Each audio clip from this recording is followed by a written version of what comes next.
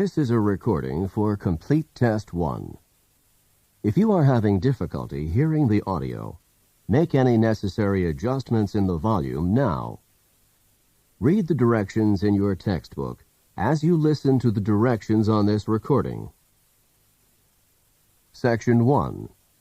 Listening Comprehension. In this section of the test, you will have an opportunity to demonstrate your ability to understand conversations and talks in English. There are 3 parts to this section, with special directions for each part.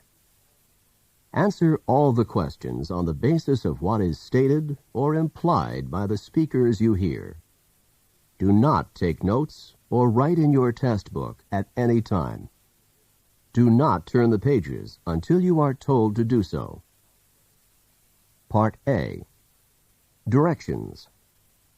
In Part A, you will hear short conversations between 2 people. After each conversation, you will hear a question about the conversation. The conversations and questions will not be repeated.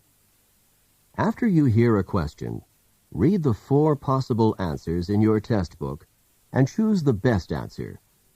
Then, on your answer sheet, find the number of the question and fill in the space that corresponds to the letter of the answer you have chosen. Listen to an example. On the recording, you will hear, "That exam was just awful." "Oh, it could have been worse." What does the woman mean? In your test book, you will read, A. The exam was really awful. B. It was the worst exam she had ever seen. C. It couldn't have been more difficult. D. It wasn't that hard. You learn from the conversation that the man thought the exam was very difficult and that the woman disagreed with the man. The best answer to the question, "What does the woman mean?" is D. It wasn't that hard. Therefore, the correct choice is D.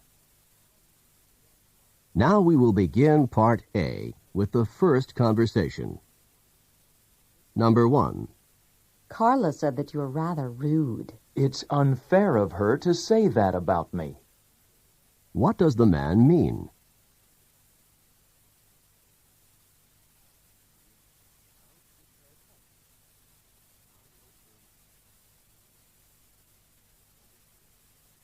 Number 2.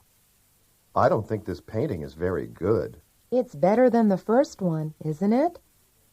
What does the woman say about the painting?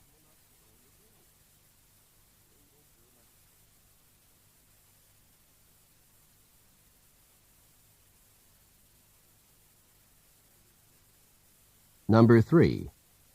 Your graduation ceremony is this afternoon. I can't believe it. I've graduated at last. What does the man mean?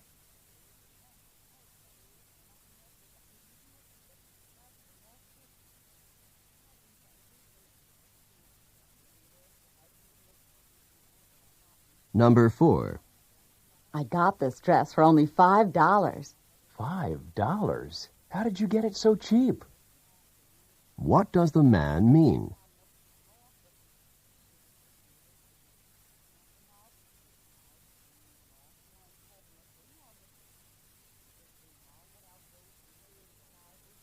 Number 5. I just got my 3rd parking ticket this week. Why don't you try putting more money in the parking meter when you park your car? What does the woman suggest that the man do?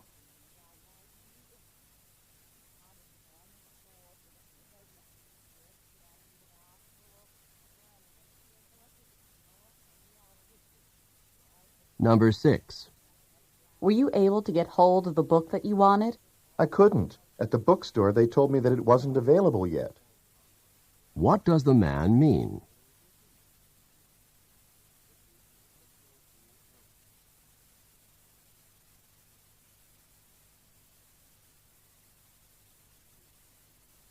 Number 7. Professor Mitchell's lecture certainly went on and on for quite some time. I thought he was never going to finish. What does the man imply about the lecture?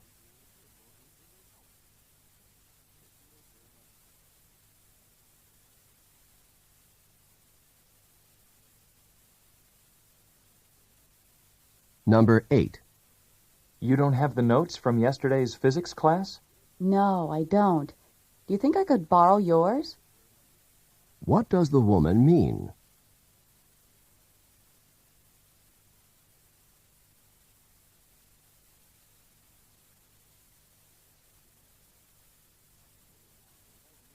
Number 9.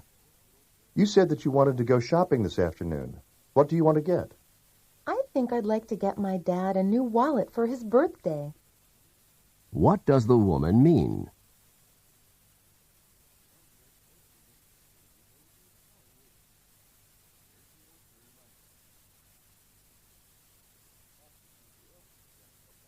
Number 10. You didn't go into the pool, even for a quick dip? I put my big toe in and decided that the water was too cold for me. What does the man mean?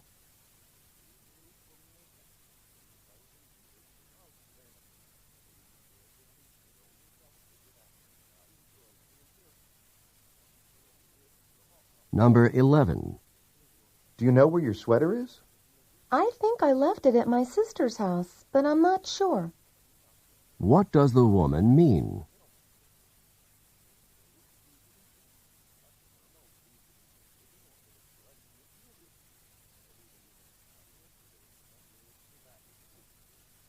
Number 12. I need for you to work on these new accounting reports. But I scarcely have time to finish the ones I already have. What does the woman imply?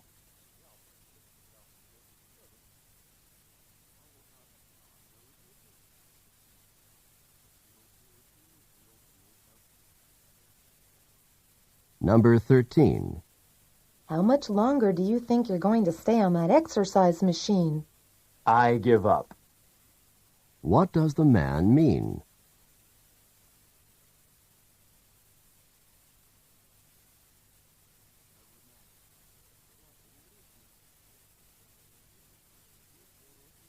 Number 14.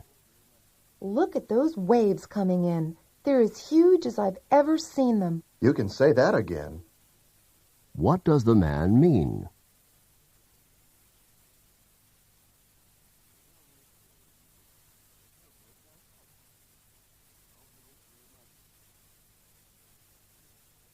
Number 15. Are you ready for the political science exam today? I stayed up all night studying for it. Didn't you know that the professor put it off until next week? What does the woman mean?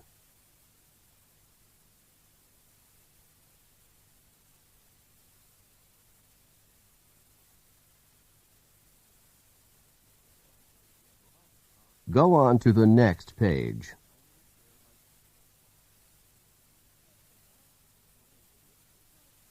Number 16. I haven't turned in my schedule change form yet. Do you think that's a problem? You haven't turned it in yet? It's absolutely essential that you turn the form in immediately. What does the man mean?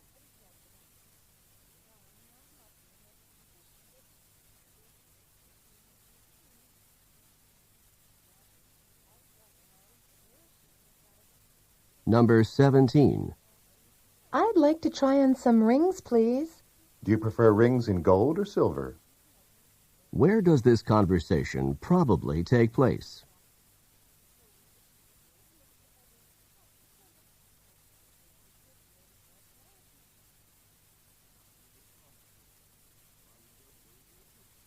Number 18. Look at this.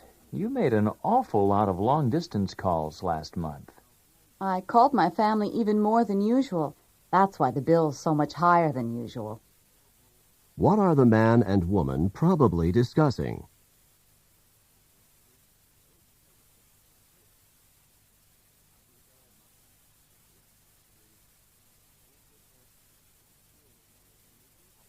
Number 19. What do you think of your new boss? I couldn't be more impressed with him. What does the woman mean?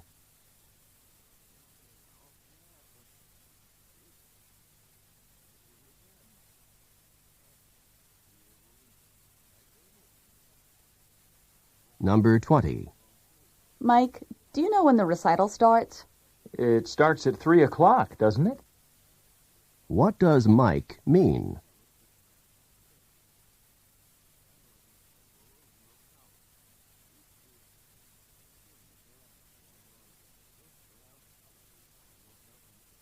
Number 21. If your tooth is hurting you so much, perhaps you should see your dentist right away. I don't really want to, but I guess I don't have much choice. What will the man probably do next?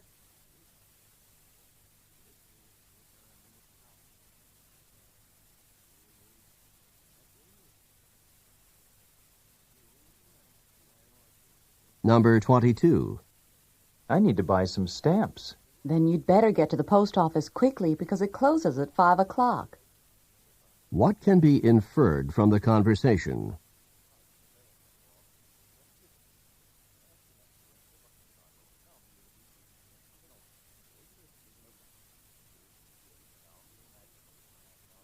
Number 23. Do you know how I can find the journal article that we're supposed to read for class tomorrow? The professor copied it and put it on reserve in the library. What does the man mean?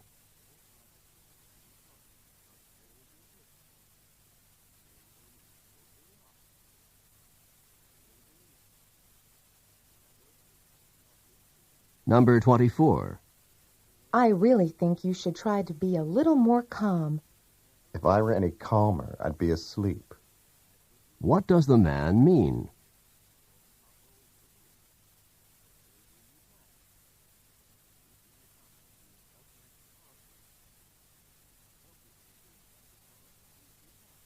Number 25.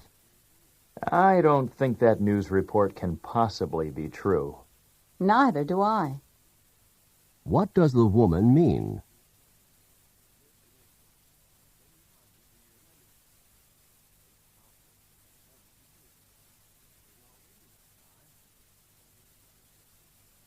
Number 26.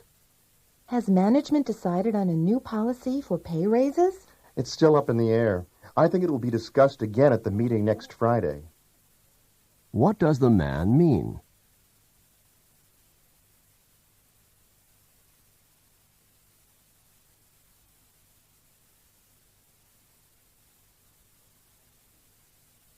Number 27. I can't believe it's snowing today. It wasn't exactly unexpected. What does the man mean?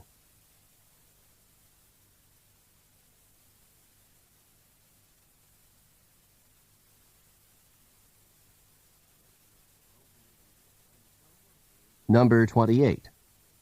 How do you think you did on the literature exam that you had this morning?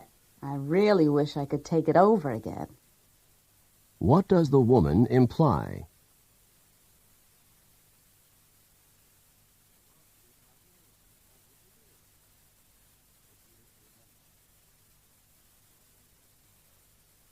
Number 29. You didn't have to wait outside. You could have just opened the door and walked right in. So the door was not locked. What had the man assumed?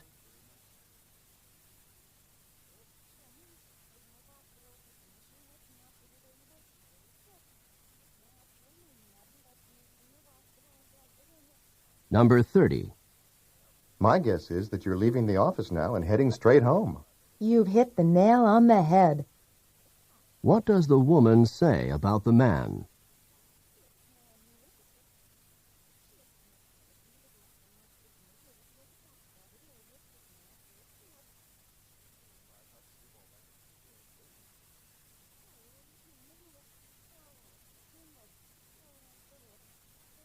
This is the end of Part A. Go on to the next page.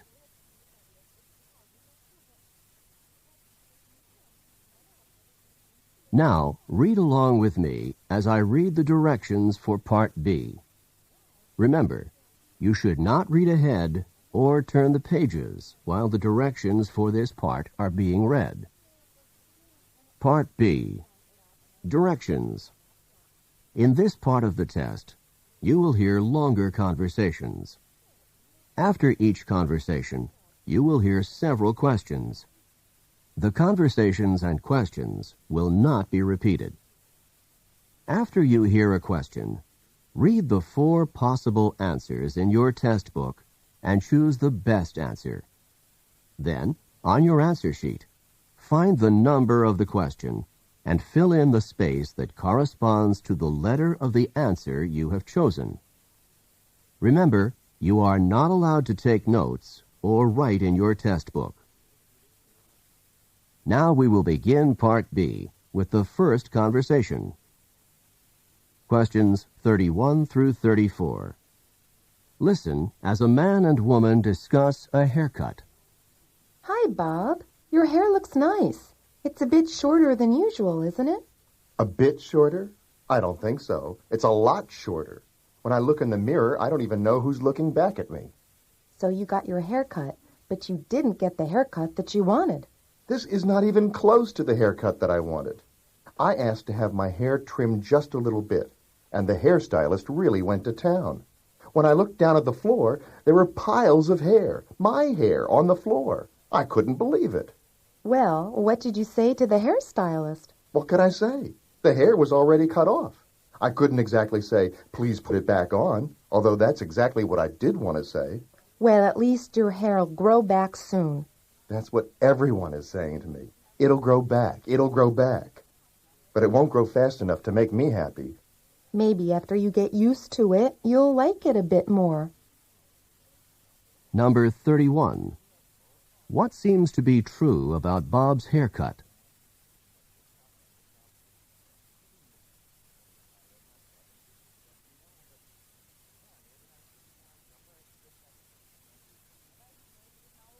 Number 32. How does Bob seem to feel about his haircut?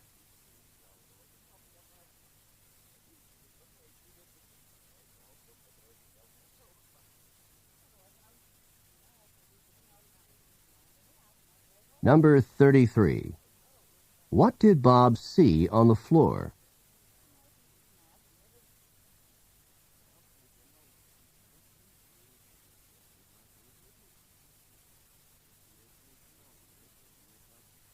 Number 34.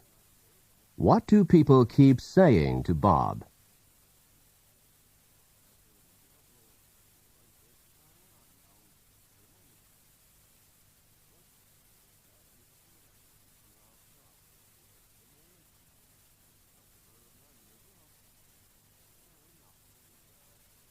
Questions 35 through 38.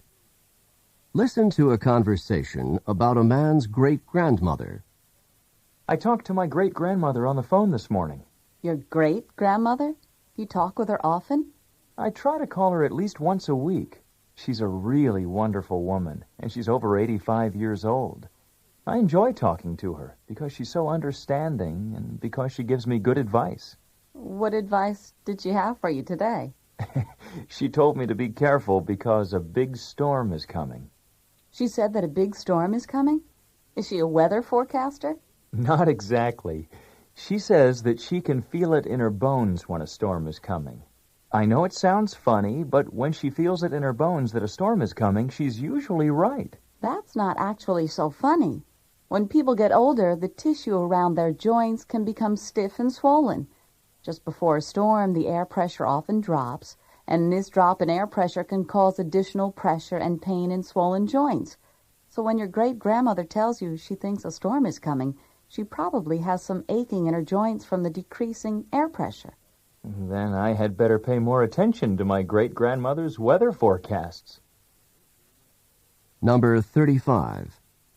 How often does the man usually talk to his great-grandmother?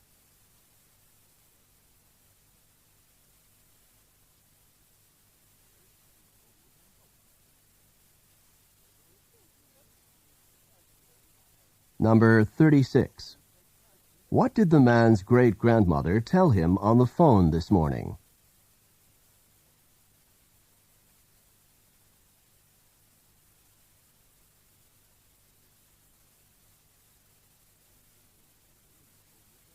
Number 37. Where does the man's great-grandmother say that she feels a storm coming?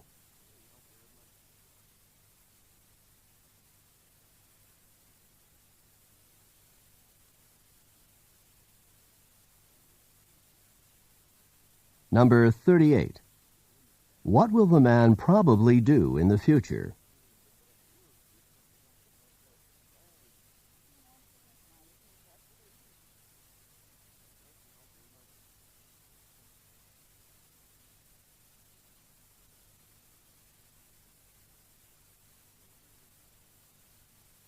This is the end of Part B. Go on to the next page.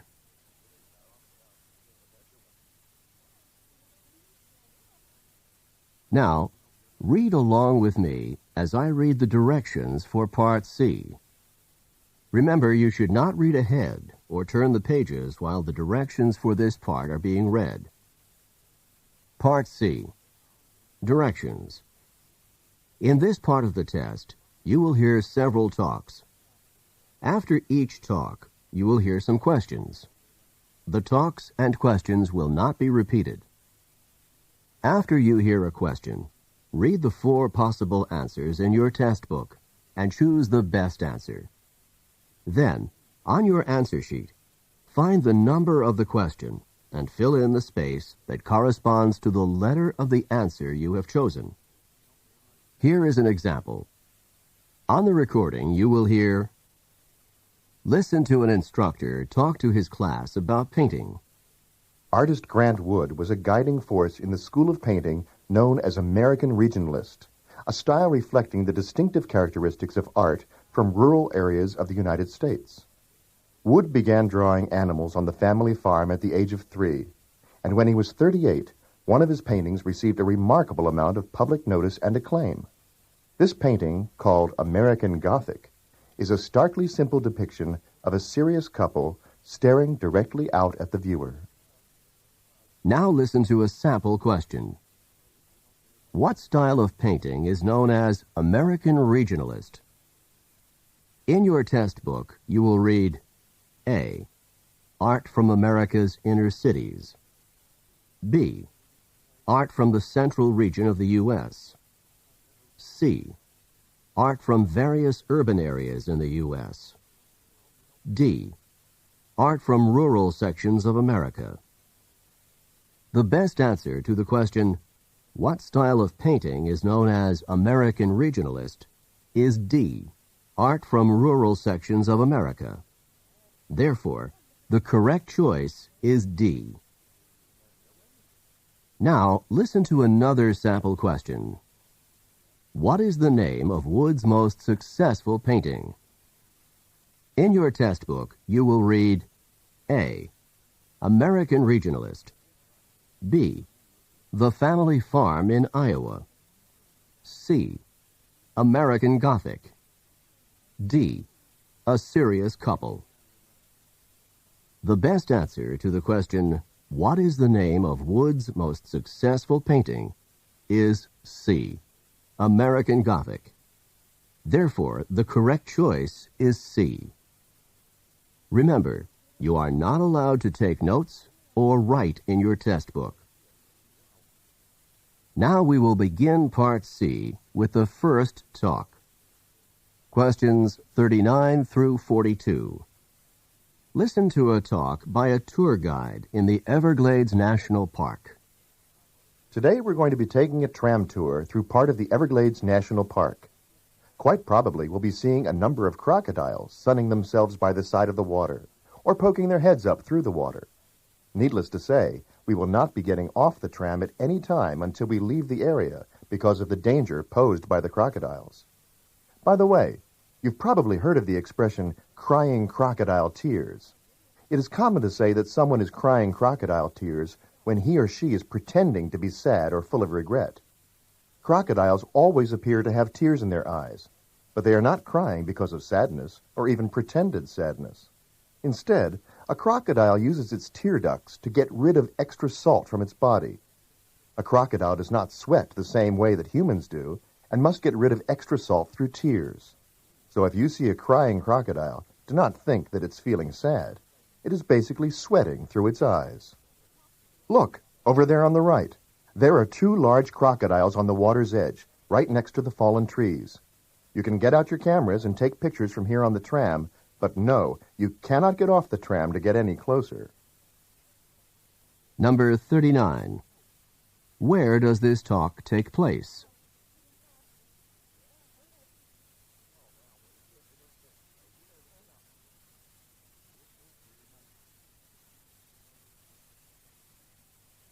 Number 40.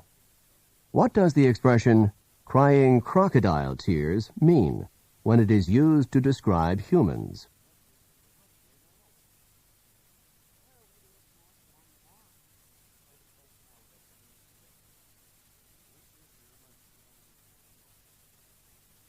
Number 41. Why do crocodiles have tears in their eyes?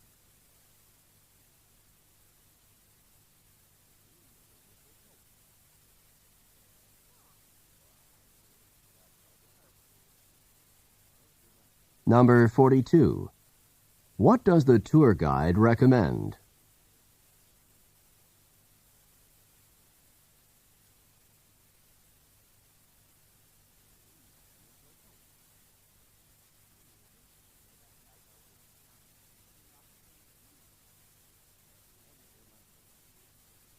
Questions 43 through 46. Listen to the following lecture by a university professor. Please take your seats now because I would like to begin today's lecture. Today, we will be discussing one of the more elegant and distinct forms of 19th century transportation, the clipper ship. Clipper ships of the 19th century were the graceful, multi-sailed, ocean-going vessels that were designed for maximum speed. They were given the name clipper ship in reference to the fact that they clipped along at such a fast rate of speed. Clipper ships were constructed with a large number of sails in order to maximize their speed. They often had 6 to 8 sails on each of the masts, and ships commonly had 3 and perhaps 4 masts. The speeds that they achieved were unbelievably fast for the era. Clipper ships could, for example, accomplish the amazing feat of traveling from New York to San Francisco in less than 100 days. Clipper ships first came into use in the United States in the 1840s. They were originally intended to make the trip from New York around the tip of South America and on to China in order to transport tea to the United States. Once gold was discovered in California in 1848, clipper ships were immediately put into use to carry large numbers of gold prospectors and large amounts of mining supplies from the East Coast to California. With the success of the American clipper ships, the British began their own fleet of clipper ships to transport goods from the far reaches of the British Empire. That's all for today's class. Don't forget that there's a written assignment due on Friday. Number 43. In which course would this lecture most probably be given?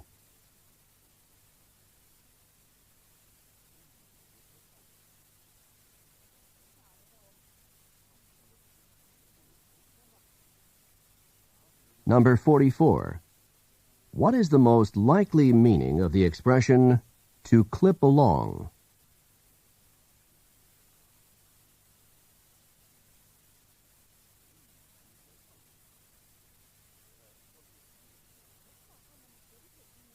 Number 45.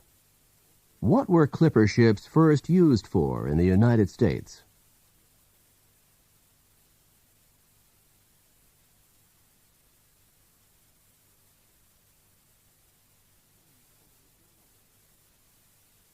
Number 46. What does the professor remind the students about?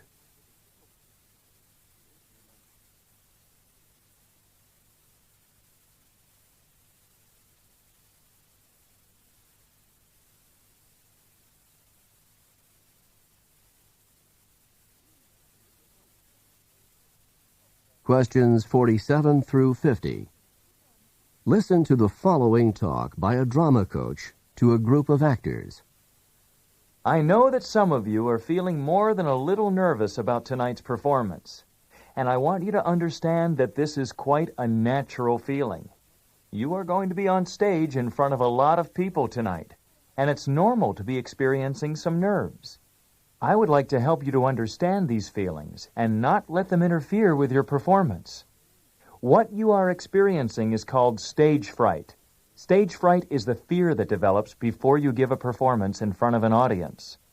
Stage fright is not experienced just by actors and actresses. It can also be experienced by musicians, athletes, teachers, anyone who performs in front of a group of people. It occurs before a performance when a performer is concerned about looking foolish in front of others.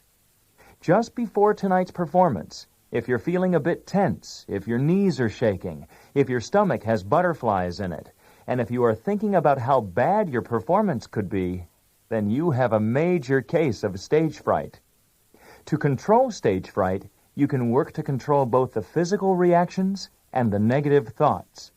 To combat the physical reactions, you can try techniques such as deep breathing, muscle relaxation, or even just laughing to relieve some of the pressure. To combat the negative thoughts, you should force yourself to focus on what you have to do, rather than on what other people are going to think. That's all I have to say for now.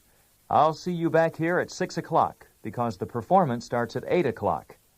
Just remember that if you begin to feel at all nervous, try some deep breathing to relax, and focus your thoughts on the performance that you are about to give. See you this evening. Number 47. Who would probably not experience stage fright in their work?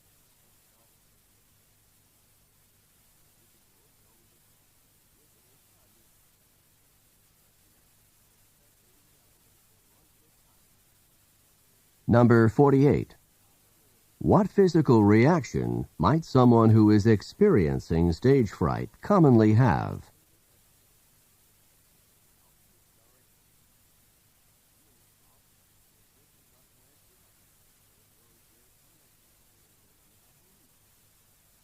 Number 49. How can someone combat the negative thoughts associated with stage fright?